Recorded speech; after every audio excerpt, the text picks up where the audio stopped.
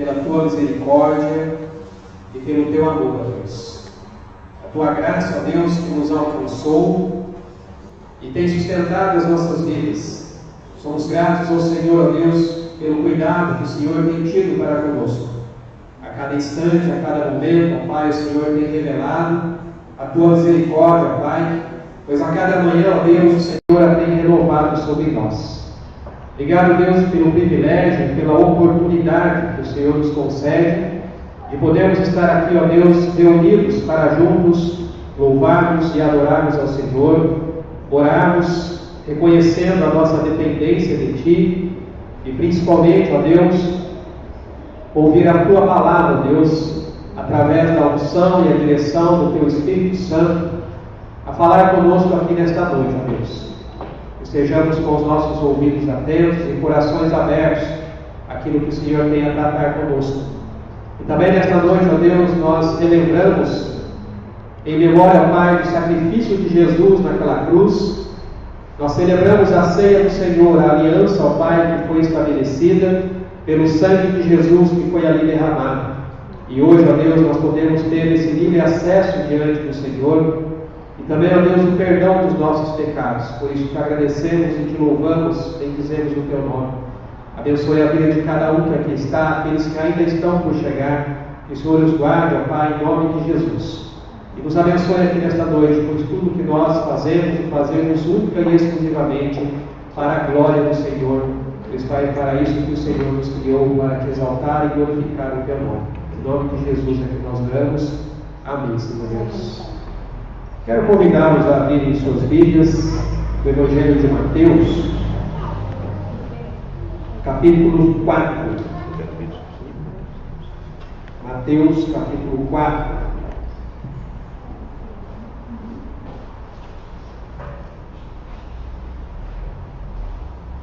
Nós temos aprendido, tanto pela manhã quanto aqui no culto da noite, sobre a vida e o ministério de Jesus.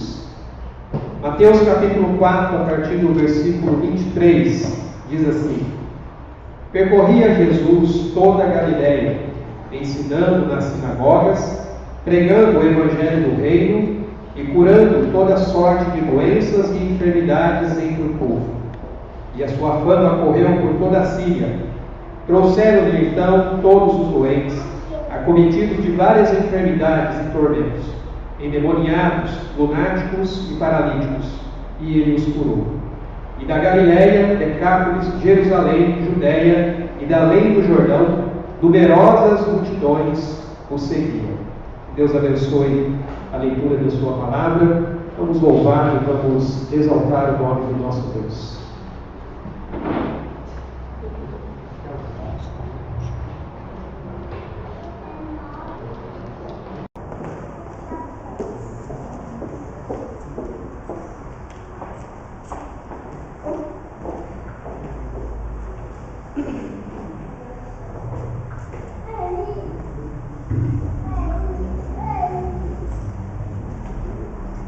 Irmãos, graças a Deus, vamos juntos adorar ao Senhor esta noite. Vamos nos colocar em pé.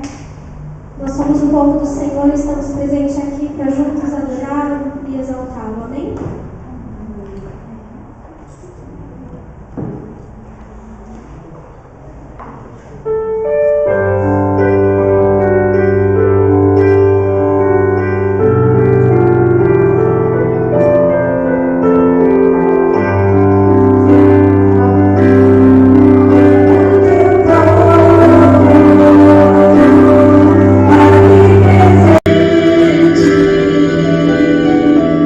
Todos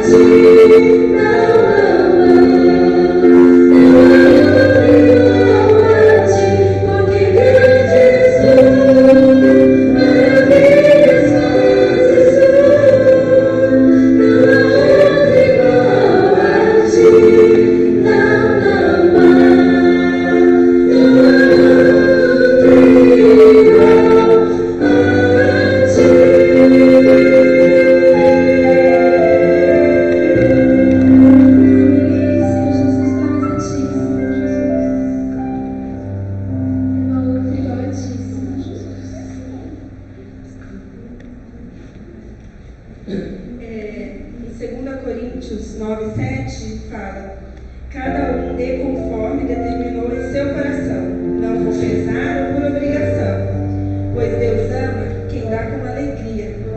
Agora a gente vai ter a oportunidade de estar trazendo à frente nossos dízimos e as ofertas. Amém?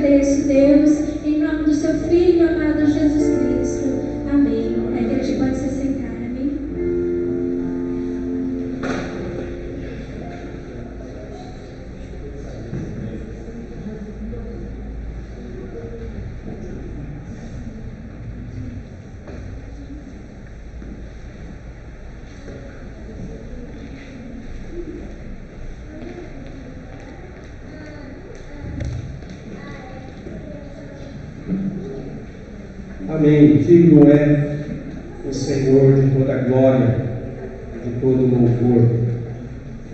O livro de Apocalipse nos mostra que chegará o dia em que todos reconhecerão quem é o Senhor e declararão: Tu és digno, Senhor, e Deus nosso, de receber a glória, a honra e o poder, porque por todas as coisas tu criaste, sim, por causa da tua vontade vieram a existir e foram criadas. É esse Deus que nós servimos, adoramos, louvamos o nome dele. A palavra de Deus também nos diz, no Salmo 55, verso 22, confia os teus cuidados ao Senhor, e Ele te susterá, jamais permitirá que o justo seja abalado. Sabemos que nas circunstâncias da vida passamos por situações e momentos em que muitas vezes podemos sim ficar abatidos, mas Deus sempre tem nos guardado, sempre tem nos sustentado, e como diz a palavra, se nós confiarmos os nossos cuidados a Ele, Ele vai nos sustentar e jamais vai permitir que sejamos abalados diante dessas situações e circunstâncias que a vida nos traz. Nós devemos apenas confiar. Deus é soberano e está no controle de todas as coisas. E nós vamos orar neste momento a esse Deus soberano, a esse Deus que é digno de todo louvor e de toda glória. Então, se você tem algo neste momento a apresentar diante do Senhor, seja pela sua vida, seja pela vida de alguém, faça isso, tendo essa plena confiança no cuidado que Deus tem tido para conosco. O Senhor que entra com a provisão e não deixa faltar nada. O Senhor que manifesta o seu poder, trazendo cura, restauração e libertação. Então vamos orar neste momento, coloque diante de Deus aquilo que você realmente precisa, que Deus Ele haja e intervenha em favor da sua vida ou de repente pela vida de alguém. Vamos orar? A Deus, nós declaramos aqui, ó Pai, através desses louvores, que somos o teu o povo escolhido pelo Senhor, o povo, ó Deus, ao qual o Senhor, ó Pai, sem nenhum mérito da nossa parte, mas simplesmente por causa do teu amor, o Senhor, ó Pai, nos resgatou através do teu Filho Jesus. O Senhor, ó Deus, que é digno de todo louvor, digno de toda glória.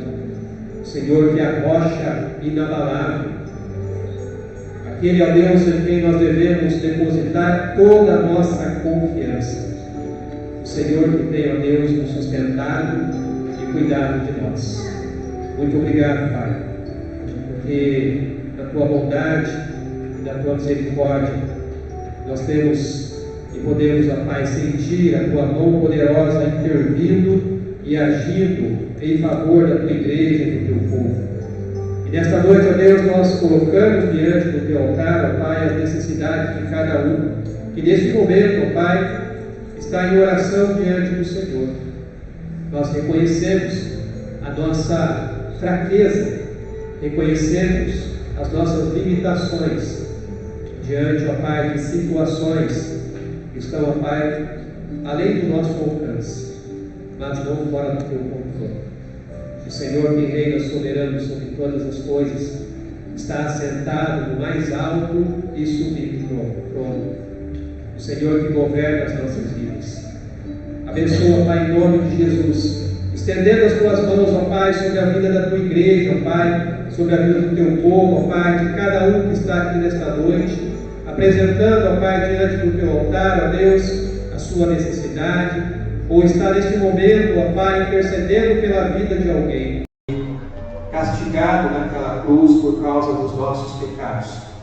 Enquanto o louvor estiver sendo ministrado, você está convidado então a se colocar em pé nesse momento, você que vai participar então deste momento da ceia do Senhor, para receber os elementos e juntos então celebrarmos a ceia. Eu quero convidar então as irmãs que estarão nos auxiliando aqui, para que possam fazer a distribuição dos elementos, enquanto o louvor estiver sendo então ministrado diante de Deus.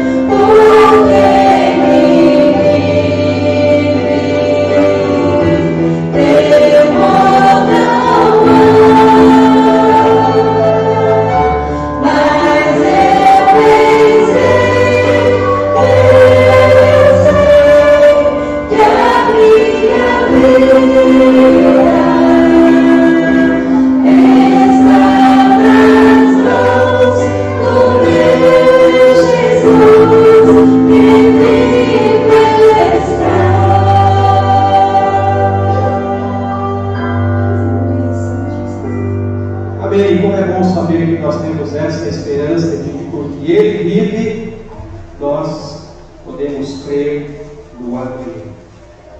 A palavra de Deus nos diz: porque eu recebi do Senhor, o que também vos entreguei. E o Senhor Jesus, na noite em que foi traído, tomou o pão, e tendo dado graças, o partiu e disse: isto é o meu corpo, que é dado por vós. Fazei isto em memória de mim.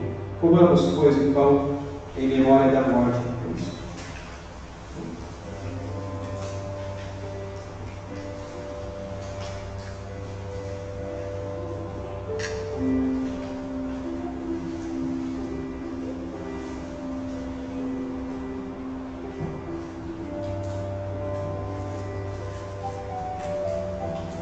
Pai, a Tua palavra nos diz que pelas Suas pisaduras nós fomos sarados.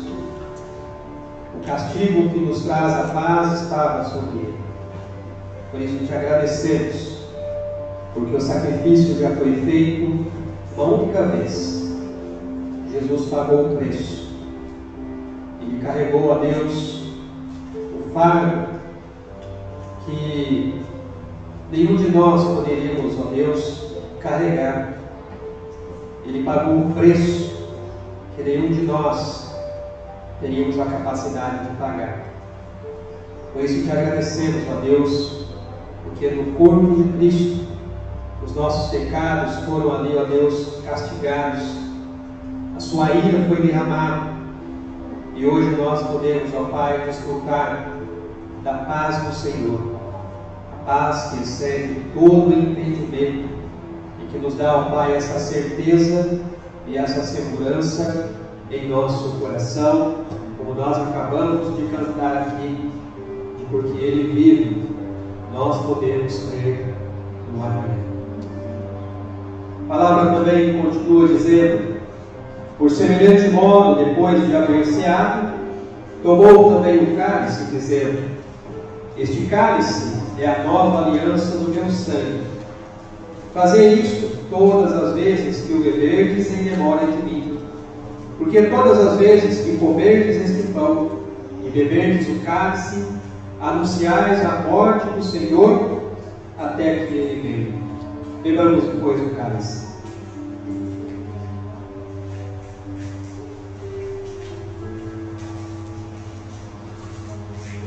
Ó Deus, o grito que foi dado naquela cruz está consumado.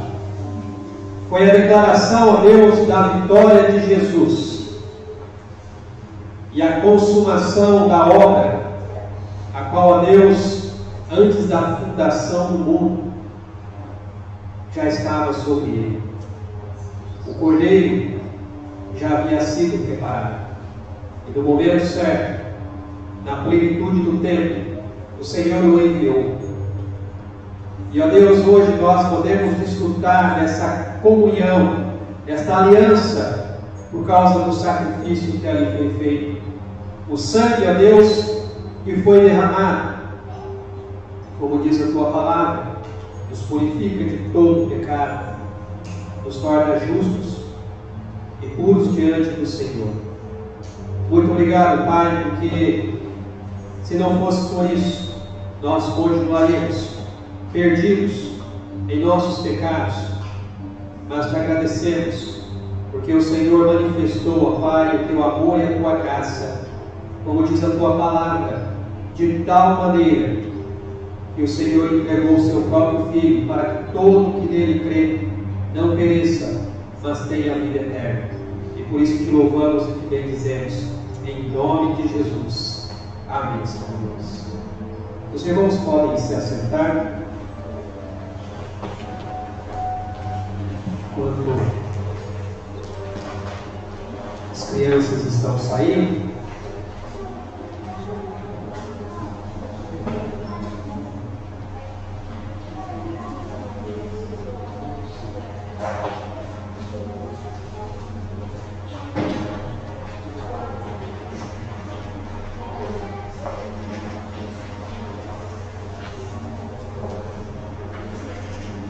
Quero convidá-los a abrirem suas Bíblias do Evangelho de Marcos, capítulo 1.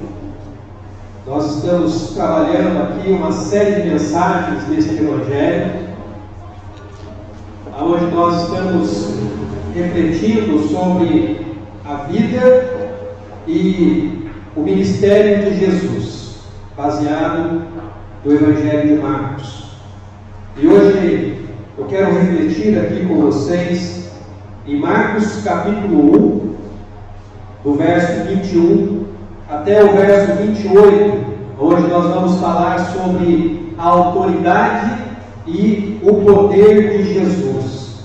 Estabelecer uma sinagoga em uma aldeia era um quórum ali de pelo menos 10 homens e suas famílias. Então, se tivessem ali 10 homens com as suas famílias judias, podia-se então estabelecer ali uma sinagoga, um lugar onde eles poderiam então ter o aprendizado ali da palavra de Deus. Apenas para os irmãos também entenderem, as sinagogas elas surgiram quando o povo judeu foi levado para o exílio. Então lembre-se que no Antigo Testamento todo o foco estava voltado no templo. Então o povo todo se dirigia para Jerusalém. Não havia sinagogas. Depois, quando veio a Babilônia e levou o povo de Israel para o exílio, o templo foi destruído. Então eles estavam na Babilônia e começaram a se reunir entre eles. E aí então passou-se a chamar-se essas reuniões, esses locais de sinagoga. E isso acabou ficando, mesmo depois que eles retornaram ali para Jerusalém e reconstruíram o templo. Então mantiveram o templo como local de adoração, como local de sacrifício, mas em cada vila, em cada aldeia, onde tinha ali pelo menos 10 homens com suas famílias, podia-se então instituir ali uma sinagoga, um lugar onde eles poderiam estar orando e estudando a palavra de Deus. Apenas para que os irmãos possam então entender aí essa questão da sinagoga aqui nos tempos de Jesus. Quando os judeus eles se reuniam para o serviço na sinagoga, o chefe da sinagoga podia convidar ali qualquer dos presentes que no seu critério fosse competente para tal tarefa. Que tarefa? Explicar a Escritura. Então eles se reuniam ali entre eles e havia ali um chefe dentro daquela sinagoga em que ele poderia chamar alguém dentre eles que fosse capaz, que tivesse ali um entendimento para então começar ali a ler e a explicar a palavra de Deus. Não existia, vamos dizer assim, um ministério profissional da palavra. Qualquer um que tivesse ali um certo entendimento era convidado então para ler a palavra e explicar então a palavra de Deus. É por isso, irmãos, que Jesus pôde iniciar então a sua campanha, o seu ministério nas sinagogas. Porque sendo ele uma das pessoas que frequentava aquele ambiente, que sempre estava presente ali, ele foi visto como alguém capaz de poder explicar, de poder falar. Então ele foi convidado para trazer ali a instrução para as pessoas daquele local. Quando você vai aqui, por exemplo, para o Evangelho de Lucas, capítulo 4, Lucas 4, a partir do versículo 14, deixa eu ver se é isso mesmo.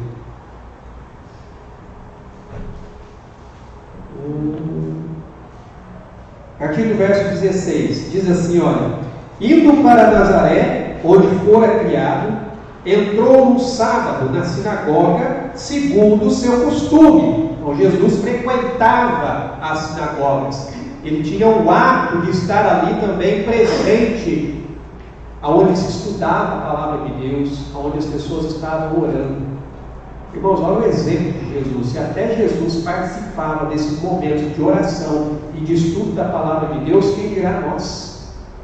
Quem dirá nós não podermos também estar sempre presentes nesses momentos de oração e de estudo da palavra de Deus? Mas o texto vai dizer aqui, era o seu costume, e levantou-se para ler. Ou seja, ele foi convidado ali para ler então um trecho da palavra de Deus. E foi lhe dado então, aqui como diz o texto, então lhe deram um livro do profeta Isaías.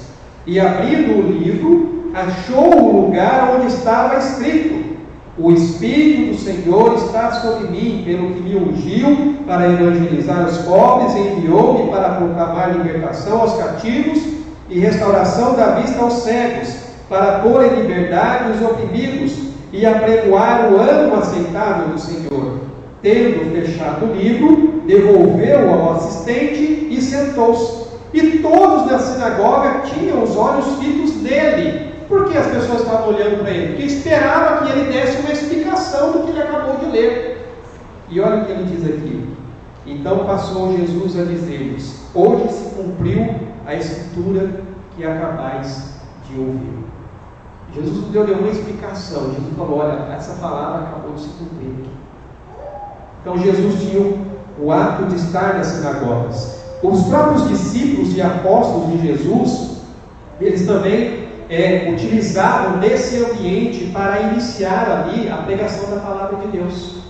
Foi justamente nesse ambiente que eles iniciaram a pregação da palavra de Deus. Quando você vai aqui, por exemplo, para Atos capítulo 13, versículo 5, diz assim: chegados a Salamina, anunciavam a palavra de Deus nas sinagogas judaicas. Tinham também João como auxiliar. Então veja que os próprios apóstolos, principalmente o apóstolo Paulo, quando ele chegava numa determinada cidade, o primeiro lugar que ele procurava para falar da palavra de Deus era uma sinagoga. Ele se dirigia àquela sinagoga onde era dado a ele a oportunidade de ler e explicar a palavra de Deus. Aqui no verso 14 também diz assim, olha: mas eles, atravessando de Perge para Antioquia da Psídia, indo no sábado à sinagoga, assentaram-se. Depois da leitura da lei dos profetas, os chefes da sinagoga mandaram dizer-lhes: irmãos, se tendes alguma palavra de exortação para o povo, dizei-a. Capítulo 14, verso 1 de Atos. Em Icônio, Paulo e Barnabé entraram juntos na sinagoga judaica e falaram de tal modo que veio a crer grande multidão, tanto de judeus como gregos. Capítulo 17, verso 1 e 2 diz assim: tendo passado por Anfípolis e Apolônia, chegaram a Tessalônica, onde havia uma sinagoga de judeus. Paulo, segundo o seu costume, foi procurá-los e por 3 sábados arrazoou com eles acerca das Escrituras, expondo e demonstrando ter sido necessário que o Cristo padecesse e ressurgisse dentre os mortos. E este dizia: ele é o Cristo, Jesus, que eu vos anuncio. Capítulo 18, versículo 4. E todos os sábados discorria na sinagoga, persuadindo tanto judeus como gregos. E capítulo 19, versículo 8. Durante 3 meses Paulo frequentou a sinagoga, onde falava ousadamente, dissertando e persuadindo com respeito ao reino de Deus. Então vejam vocês que tanto Jesus como os discípulos utilizaram-se desse ambiente para ensinar a palavra de Deus, o Evangelho de Cristo Jesus. Então eles já iam direto ali, falar a respeito da palavra de Deus. E o interessante é que, se você perceber, tanto Jesus como os apóstolos, principalmente Paulo, a palavra diz que eles tinham o costume de frequentar esse ambiente de oração e de estudo da palavra de Deus. Irmãos, é triste nós vermos hoje em dia que o ambiente de oração e estudo da palavra de Deus é tão pouco frequentado pelos membros da igreja. Nós temos tão poucas pessoas que participam de ambientes como esse. Mas Jesus participava, os discípulos participavam, eles estavam ali presentes, porque eles entendiam a importância disso também. Nós vemos que a sinagoga era um local que tanto Paulo e os discípulos costumavam se reunir para anunciar o Evangelho. E a importância deste evento aqui, que Marcos ele registra logo aqui, quando Jesus então inicia as ações do seu ministério, tinha a ver com o caráter do ministério de Jesus.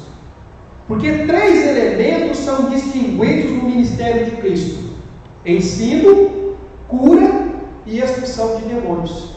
São 3 coisas que você sempre vai ver no ministério de Jesus: o ensino da palavra, a cura de doentes e enfermos e a expulsão de demônios. Então Marcos começa chamando aqui a atenção para os ensinamentos de Jesus, especialmente em resposta, a resposta que o povo dá a esse ensinamento que Jesus traz a eles. A primeira coisa que nós podemos notar aqui no ensino de Jesus era um ensino com autoridade. O verso 21 e 22 aqui que nós vemos diz assim: depois entraram em Cafarnaum, e logo no sábado foi ele ensinar na sinagoga. Maravilhavam-se da sua doutrina, porque os ensinava como quem tem autoridade, e não como os escribas. O povo de Cafarnaum que estavam ali na sinagoga, eles reagiram ao ensinamento de Jesus com um enorme espanto. A ideia aqui é que eles não só ficaram surpresos, mas ficaram realmente aterrorizados, porque eles nunca tinham ouvido ninguém falar como Jesus falou. Quando Jesus ensinava na sinagoga, todo o método e o ambiente do seu ensino era como se fosse uma nova revelação. Jesus, ele não ensinava como os escribas, que eram vistos ali como experts da lei. Os mais importantes entre os escribas recebiam o título de rabi ou rabino, que quer dizer mestre. Mas a questão a se colocar aqui é: o que diferia o ensino de Jesus do ensino dos escribas e fariseus? Ao tal ponto das pessoas ficarem tão admiradas da maneira como ele expunha, como ele falava a palavra. A primeira coisa que nós notamos: Jesus ensinava com autoridade pessoal. Nenhum escriba ele se atrevia a pronunciar um veredito pessoal. Sempre que um escriba ele ia ali dar explicações a respeito da palavra, ele começava dizendo assim: olha, há um ensino que se diz, ou alguém falou assim, ou os profetas está escrito. E ele se considerava então obrigado a citar as autoridades nas quais ele se baseava. A autoridade de Jesus para ensinar, ela estava baseada, em primeiro lugar, no próprio Jesus. Porque Jesus é a própria verdade revelada de Deus. A autoridade de Jesus para falar era baseado na sua própria pessoa. Ele mesmo diz: eu sou o caminho, a verdade. Eu sou a própria verdade. Para dar credibilidade ao seu ensino, os escribas e fariseus precisavam citar alguma autoridade. Mas Jesus não precisava citar nenhum mestre ou especialista na lei para dar credibilidade àquilo que ele estava ensinando. Jesus não precisava disso. Ele não precisava recorrer a nenhuma outra fonte. Sabe por quê? Porque ele era a própria fonte. Jesus é a verdade.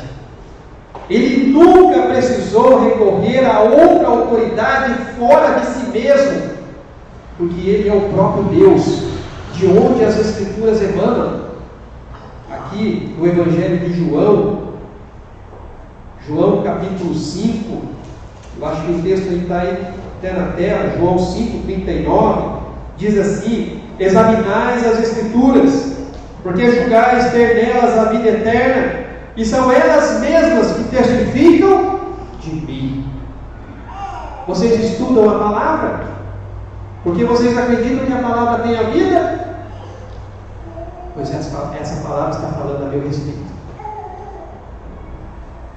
Um texto também conhecido de todos nós, João 8:32. E conhecereis a verdade, e a verdade vos libertará. E lá no verso 36 ele vai dizer assim: olha, se o Filho vos libertar, verdadeiramente sereis livres. Ou seja, ele está dizendo: se vocês me conhecerem, vocês realmente serão livres, porque eu sou a verdade, eu sou a palavra.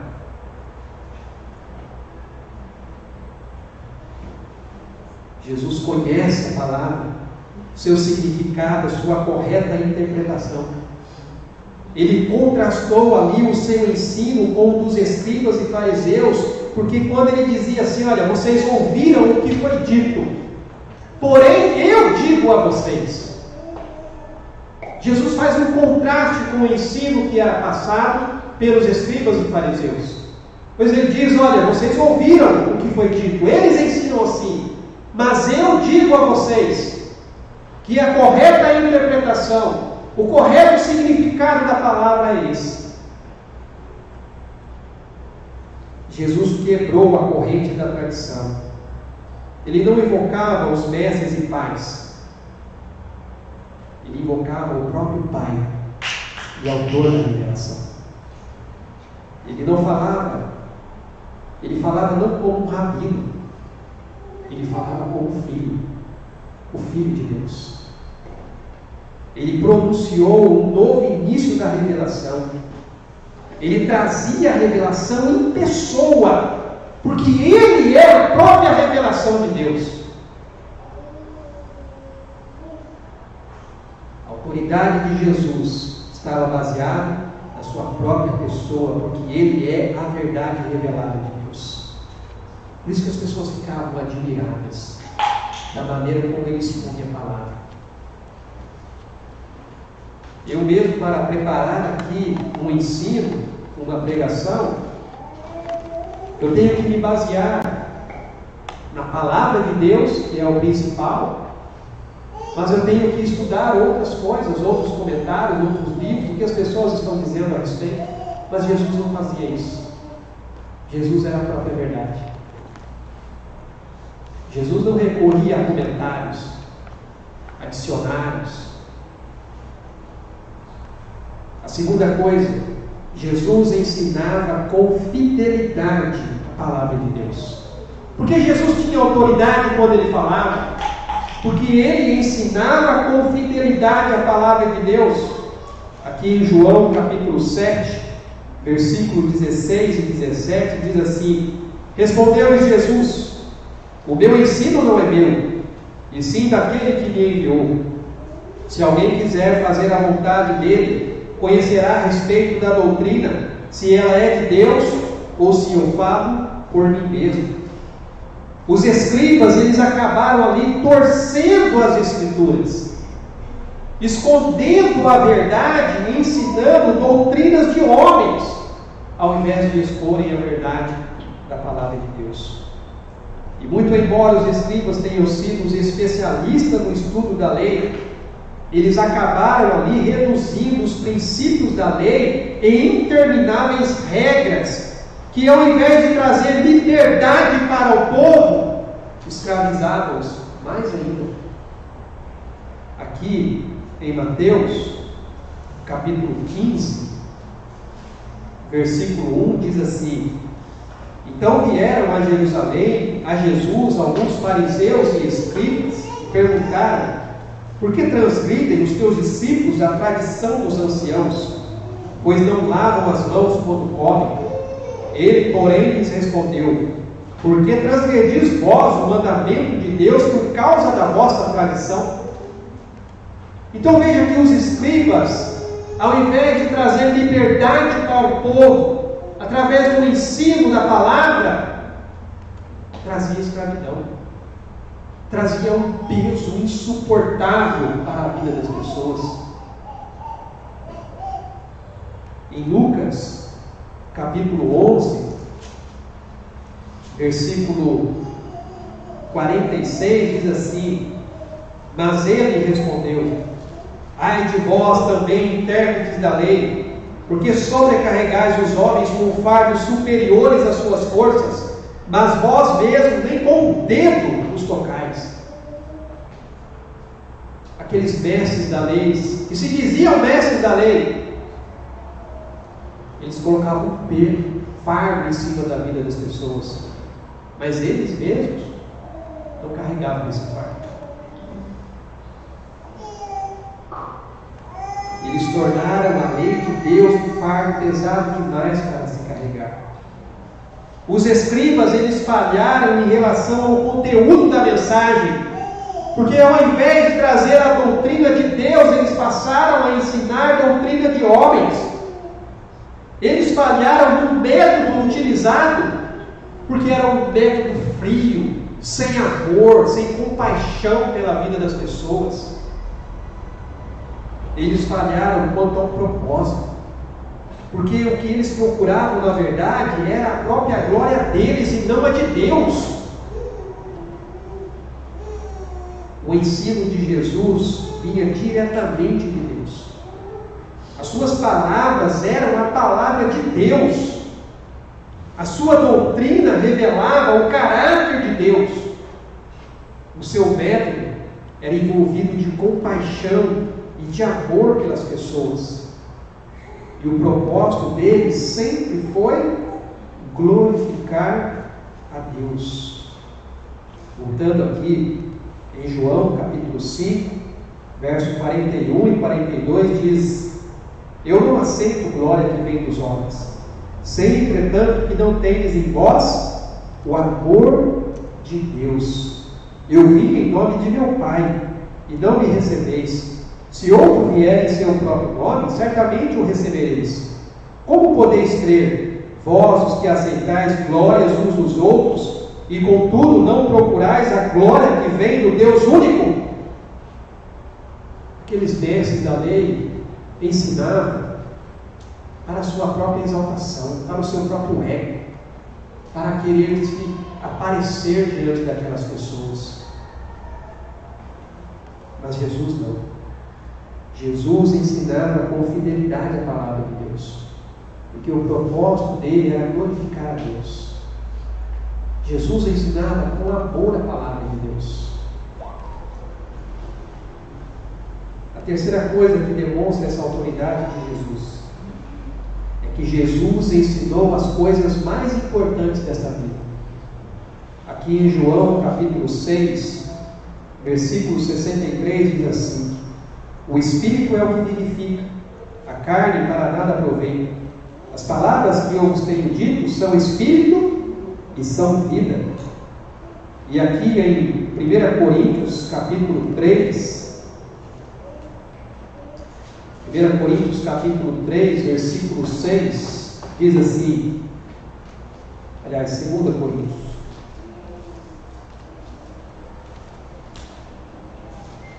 Coríntios 3, 6,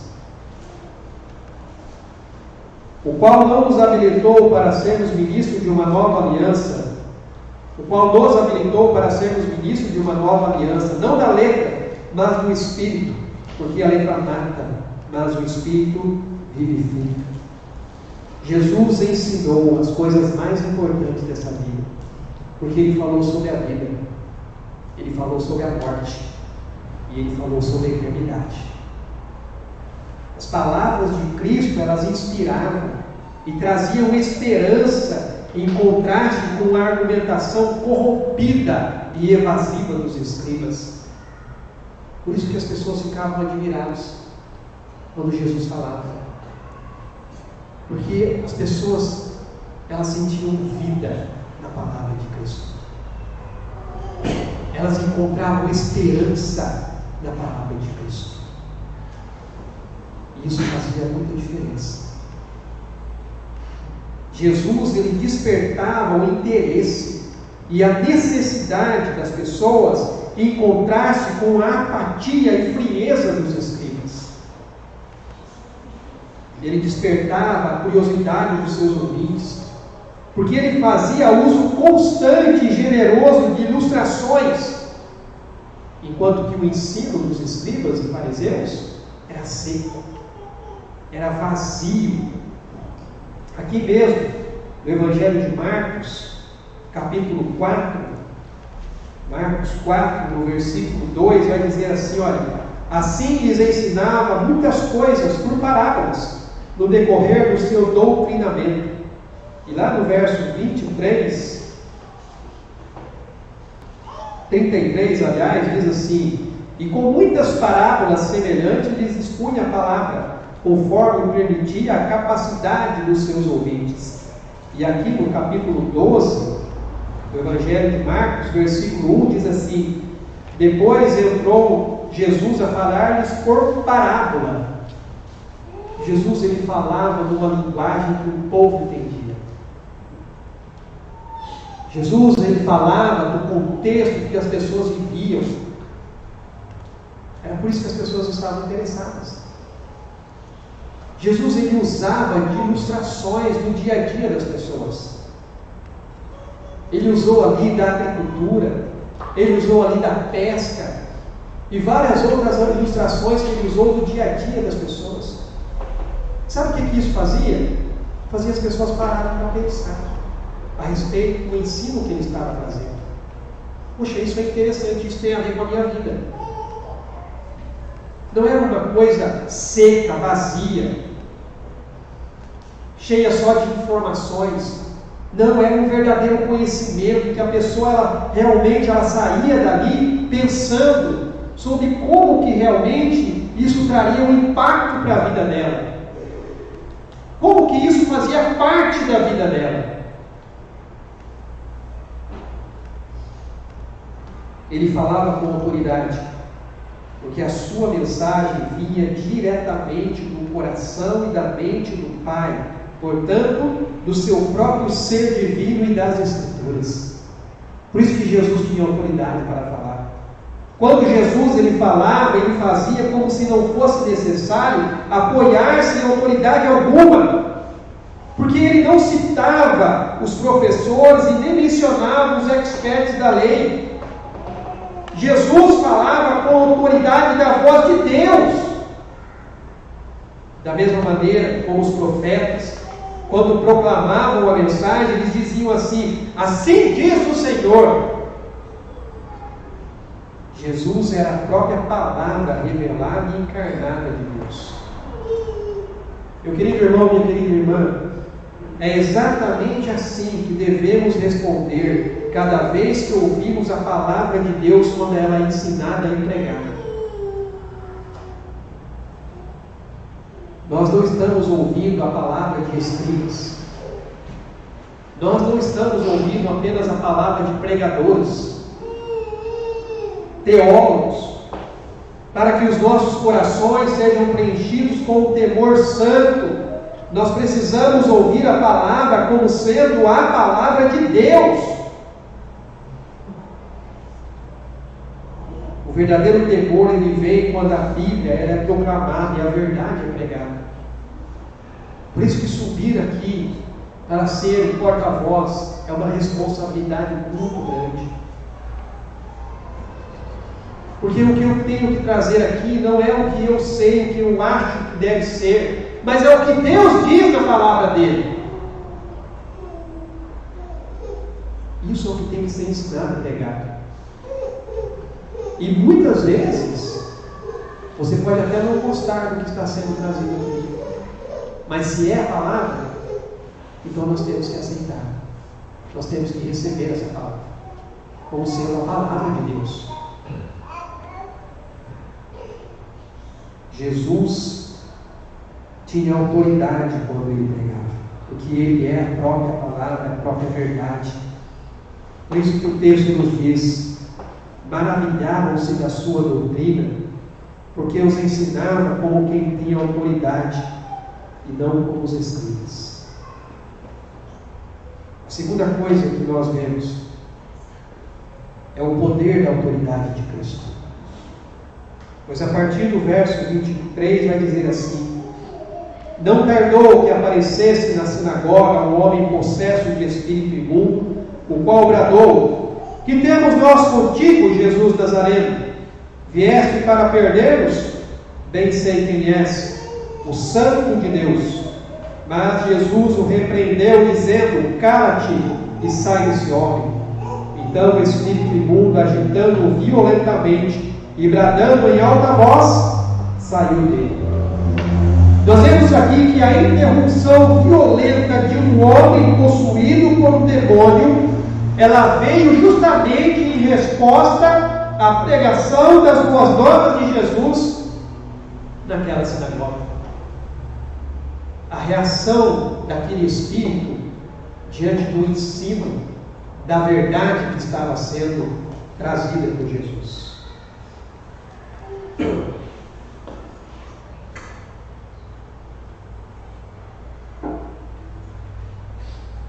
Irmãos e irmãs, o inimigo aqui imediatamente reconheceu quem era Jesus, o Santo de Deus. Nós temos que entender que a possessão é um fato inegável, tanto pelo registro infalível das próprias Escrituras, quanto pelo testemunho inequívoco da experiência histórica. A possessão é uma realidade confirmada pela experiência e não apenas pelos dogmas. É contrário aos fatos dizer que a possessão demoníaca ela é simplesmente um outro nome dado para a insanidade mental. Nós temos que entender que o fato é que a possessão demoníaca ela descreve uma condição, a condição na qual um ser distinto e maligno. Marcos se refere a esse ser como um espírito imundo. Lucas vai se referir a esse ser como um espírito de um demônio imundo. Alguém que é estranho à pessoa possessa, mas que assume o controle dela.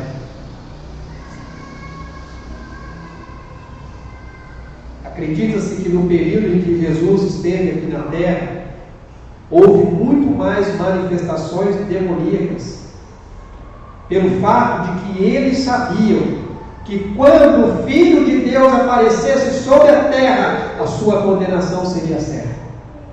Porque Cristo estava vivo para amarrar o homem forte, para amarrar Satanás com todos os seus poderes infernais. É por isso que nós vemos nos evangelhos diversas manifestações demoníacas, porque eles sabiam, eles reconheciam quem era Jesus, e eles sabiam qual era a obra de Jesus.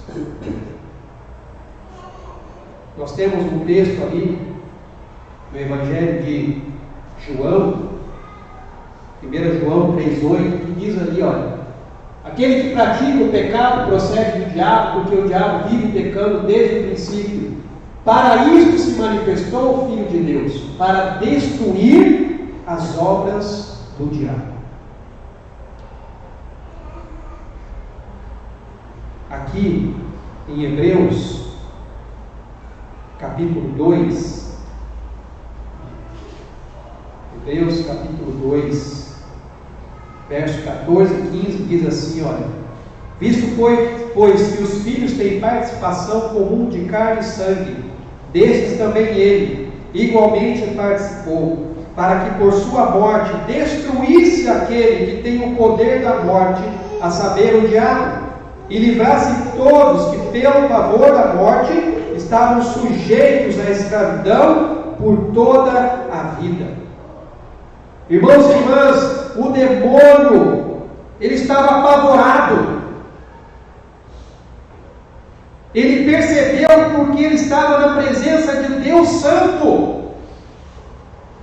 E não causa mais temor no coração das criaturas do que estar na presença de Deus Santo. O que mais traz temor ao coração das criaturas é estar na presença de Deus Santo. Tiago vai dizer assim, olha: você tem fé? Então faz bem, porque até o diabo e seus demônios têm, e eles tremem diante de Deus, porque eles sabem quem Deus é. Infelizmente, muitas pessoas não sabem reconhecer isso. O diabo e seus demônios, sim, eles sabem quem Deus é. Por isso que eles temem e tremem. Você tem fé? Mas o diabo e o demônio também têm.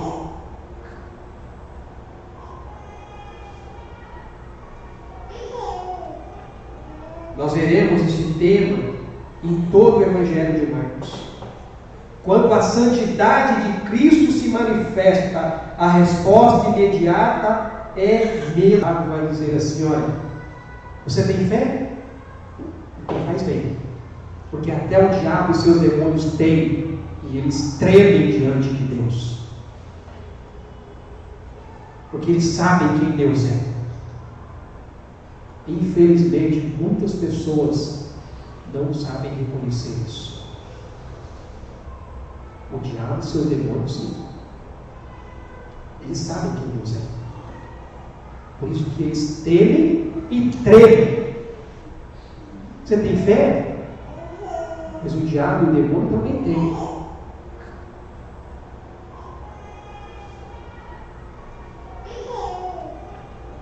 Nós veremos esse tema em todo o Evangelho de Marcos. Quando a santidade de Cristo se manifesta, a resposta imediata é medo e pavor. Sabe por que nós tememos o santo? Porque nós não somos santos.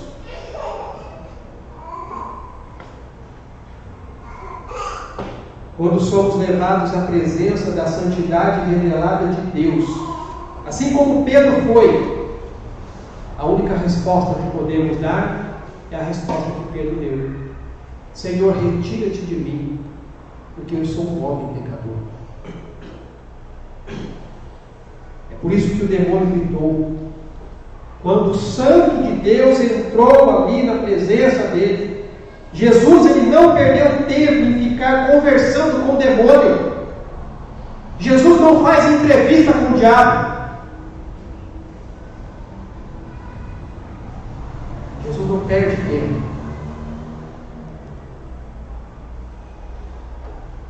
Pelo contrário, ele deu uma ordem direta.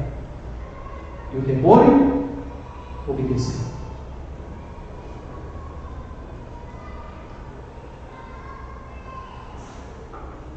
Jesus acabou de falar e o demônio obedeceu, porque ele sabia que Cristo tinha autoridade sobre ele. Por isso que quando aquele demônio se manifestou, reconhecendo quem Jesus era, Jesus diz: cala-te e sai dele. Na mesma hora, o homem convulsionou ali e o espírito saiu. Jesus não perdeu tempo querendo saber de onde que ele veio, de onde que ele é, o que ele estava fazendo ali. Ele simplesmente disse: cala-te e sai desse homem.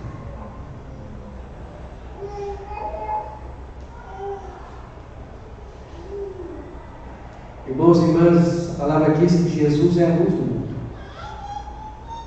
Então, quando ele chegou, as trevas não puderam ficar escondidas. Agora, sabe o que é interessante? É que aquele demônio se manifestou dentro de uma sinagoga. E possivelmente não era a primeira vez que ele estava lá. Ele já deveria frequentar aquilo há muito tempo. Mas quando a luz chegou, ele não pôde resistir. Ele teve que sair.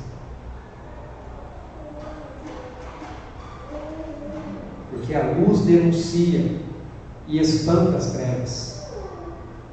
João, escrevendo o seu Evangelho, ele vai dizer aqui, capítulo 3, verso 20 e 21. Pois todo aquele que pratica o mal aborrece a luz e não se chega para a luz, a fim de não serem ardidas as suas obras. Quem pratica a verdade aproxima-se da luz, a fim de que as suas obras sejam manifestas, porque são feitas em Deus. Quem é das trevas não suporta a luz, porque a luz revela quem realmente ele é. Essa autoridade que Jesus tinha de ensinar e o poder que ele demonstrava na ação dessa autoridade trouxe um impacto na vida daquelas pessoas. E é isso que nós vemos aqui, o impacto da autoridade e do poder de Jesus. Pois o texto diz assim: todos se admiraram a ponto de perguntarem entre si: que vem a ser isto? Uma nova doutrina? Com autoridade ele ordena aos espíritos imundos mudos e eles lhe obedecem, então correu célere a fama de Jesus em todas as direções, por toda a circunvizinhança da Galiléia. Os homens de Cafarnaum estavam impactados com a autoridade de Jesus para ensinar e também para expulsar demônios. Quanto ao ensino, Jesus era impactado pelo conteúdo, pelo seu método e o seu exemplo. E quanto ao exorcismo, Jesus impactava pelo poder sobrenatural. Evangelho de João, novamente, capítulo 7, a partir do versículo 40, diz assim: olha, então os que dentre o povo tinham ouvido essas palavras diziam: este é verdadeiramente o profeta. Outros diziam: ele é o Cristo. Outros, porém, perguntavam: porventura o Cristo virá da Galiléia? Não diz a Escritura que o Cristo vem da descendência de Davi, da aldeia de Belém? De onde era Davi? Assim houve uma dissensão entre o povo por causa dele. Alguns dentre eles queriam prendê-lo, mas também ninguém lhe pôs a mão. Eles estavam profundamente impressionados com as palavras e as ações de Jesus. As pessoas ali presentes não sabiam o que pensar de tudo que eles estavam vendo e ouvindo, porque eles ficaram profundamente impressionados com as palavras e as ações de Jesus. Certa feita, os fariseus mandaram alguns soldados para prender a Jesus. E eles voltaram dizendo assim: olha, ninguém nunca falou como esse homem. Os fariseus falaram assim: cadê o homem? Mandei vocês lá prender para trazer. Ninguém nunca falou como ele. Eles saíram dali impressionados com a maneira que Jesus falava.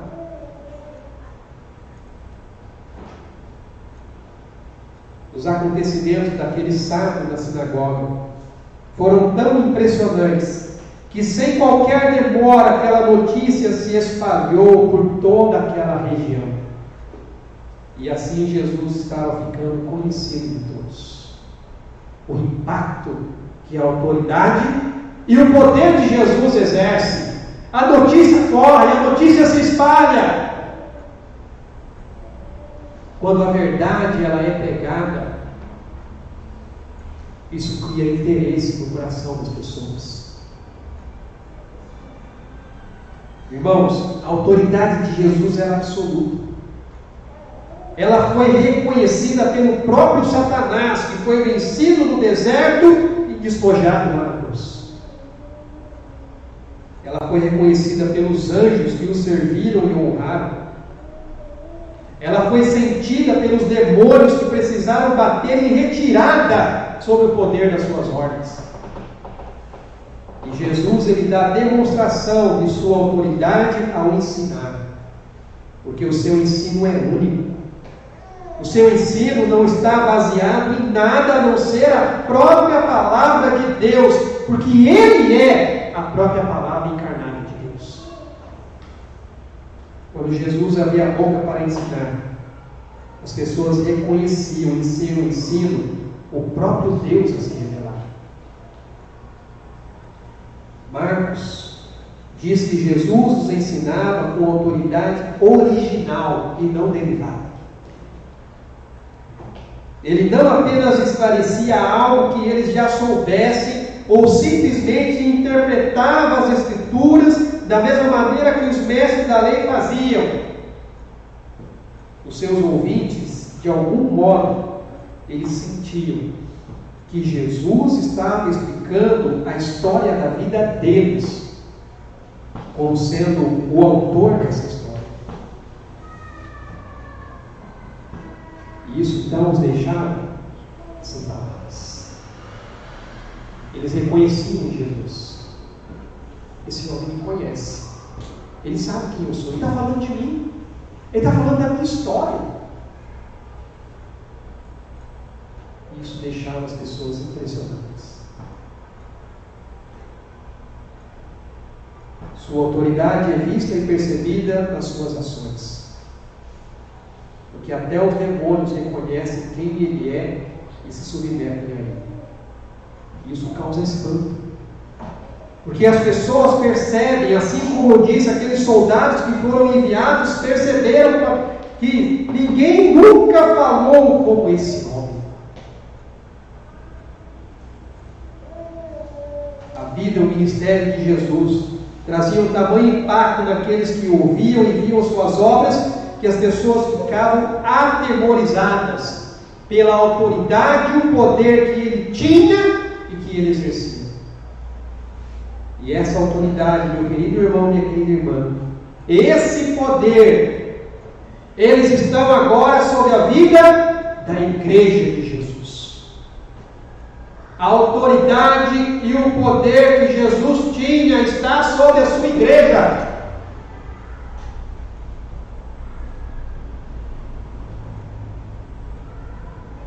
Para que ela possa levar a mensagem que traz esperança. Para que ela possa levar a mensagem que traz libertação para tantas pessoas que estão vivendo escravas pelo pecado e pelo diabo. Nós, como igreja, temos a autoridade para pregar, para falar, para curar e libertar no nome de Jesus. Porque quando pregamos a verdade na autoridade do nome de Jesus, o poder de Deus se manifesta na vida da igreja. E aí sabe o que acontece? Vidas são impactadas, de modo que a notícia se espalha. E as pessoas virão porque elas têm sede.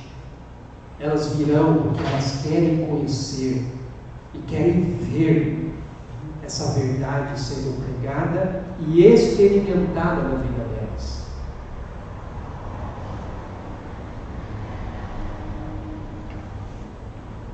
Quando o poder de Deus se manifesta na igreja, impactando vidas, isso espalha a fama e o reino de Deus aonde ela está. E eu oro a Deus, irmãos, que nós sejamos uma igreja assim. Uma igreja que prega na autoridade do nome de Jesus e que age no poder do nome de Jesus. E vidas serão transformadas e impactadas aqui neste lugar pela palavra que está sendo ensinada e pregada e o poder de Deus que vai agir e começar a agir no coração das pessoas. E eu tenho certeza que já está agindo. Vamos orar? Ó Pai, eu quero te louvar, Senhor, eu quero te agradecer por este culto. Este momento, ó Deus, que nós passamos aqui em adoração e louvor ao Teu santo nome. E principalmente pela Tua palavra. A Tua palavra que é a verdade. A verdade que nos foi revelada. A verdade que foi encarnada no Seu Filho Jesus. Ele exerceu a Deus a autoridade enquanto pregava e ensinava, porque Ele é a própria verdade. E hoje, ó Deus, nós como igreja, representantes de Cristo, temos, ó Pai, essa autoridade sobre as nossas vidas de pregar, de ensinar, de falar no nome de Jesus. O nome que está acima de todo nome. O nome, ó Deus, que faz com que o inferno ele trema. Assim como aquele demônio, ó Pai, diante de Jesus, não pôde se calar, mas teve que reconhecer quem é Jesus. E do poder do Senhor ele agiu. E esse poder, ó Pai, o Senhor deixou sobre a vida do Teu povo, da Tua igreja. O poder, ó Deus, para curar. O poder, ó Deus, para libertar. Através da unção do Teu Espírito Santo, que se manifesta, ó Pai, na nossa vida e no nosso meio. Que nós possamos ser uma igreja assim, ó Deus. que prega a verdade, que ensina a verdade. O verdadeiro evangelho que as pessoas realmente precisam ouvir e crer. E que o Senhor possa agir em nosso meio, ó Deus, com poder, para que vidas sejam salvas. Em nome de Jesus. Para que eu ore e agradeço. Amém, Senhor. Amém, meus irmãos. Tenho só alguns avisos aqui a passar para os irmãos. Lembrando então que sexta-feira agora nós temos o nosso culto de oração. A cada 15 dias nós temos realizado aqui os nossos encontros de orações, o tempo que nós passamos aqui de intercessão aí diante do Senhor. A palavra é muito clara em dizer: buscar-me-eis e me achareis quando me buscar de todo o vosso coração. Sigamos o exemplo de Jesus, sigamos o exemplo dos apóstolos e discípulos de Jesus, que sempre estavam presentes ali na casa de oração e de ensino da palavra do Senhor. E lembrando também que no próximo domingo é Dia dos Pais. Então, o Ministério Infantil está preparando aí algo especial para você que é pai. Esteja aí presente conosco nesse dia, onde nós celebraremos então este culto aí do Dia dos Pais. Terá então uma apresentação aí das crianças. E novamente eu quero aqui sempre reforçar o convite para a nossa escola bíblica dominical, irmãos. Nós estamos aqui estudando a história do discipulado, aprendendo sobre a vida de Cristo, o ministério de Jesus. A cada aula que nós estamos ensinando, estamos aqui também aprendendo, nós estamos caminhando e sendo desafiados a crescer no nosso relacionamento com Cristo. Então eu desafio você, assim como nós já estamos sendo desafiados, a estar aqui conosco aos domingos pela manhã, às 9h30, para juntos estarmos aprendendo, irmãos, crescendo na palavra de Deus. Essa palavra que é a verdade de Cristo para as nossas vidas. A palavra que sustenta, que alimenta, que dá direção, que traz consolo, que confronta muitas vezes. E nós precisamos crescer como igreja, nesse aprendizado juntos. Então tire um pouco do seu tempo, venha estar aqui com a gente, para juntos crescermos no nosso relacionamento, na nossa comunhão, mas principalmente no conhecimento da palavra de Deus para as nossas vidas. Para que você tenha fundamento, você tenha base para poder lidar com as circunstâncias que a vida vai lhe trazer lá fora, e você possa ser um discípulo de Jesus, que vai saber fazer novos discípulos para Jesus. E sempre lembrando que no segundo e no quarto domingo nós temos um café da manhã aqui às 9h. Você também é convidado a estar conosco nesse momento aqui que a gente tem, e depois do tempo que nós passamos estudando a palavra de Deus. Vamos nos colocar de pé, vamos orar, agradecer ao Senhor por esse tempo que nós passamos aqui. Quero também agradecer aí aqueles que nos visitam aqui nessa noite. Irmão Jacques, sua família, obrigado, irmão. Prazer tê-lo aqui. O irmão já é, na verdade, dessa igreja, bem antes do que eu, está retornando aí a casa do Senhor. E realmente Deus abençoe a sua vida e toda a sua família também. Sempre bem-vindo aqui em nosso meio. Vamos orar, vamos agradecer a Deus. Pai, muito obrigado, meu Deus, por este culto, por este tempo que nós passamos aqui em adoração, em oração, em louvor e ouvindo a palavra do Senhor. Que nós possamos ter uma semana, ó Deus, abençoada por Ti, com todas as lutas e adversidades, ó Deus, que fazem parte do nosso dia a dia, para o desenvolvimento, ó Pai, da nossa fé no Senhor, da nossa confiança em Ti, em toda e qualquer circunstância e situação.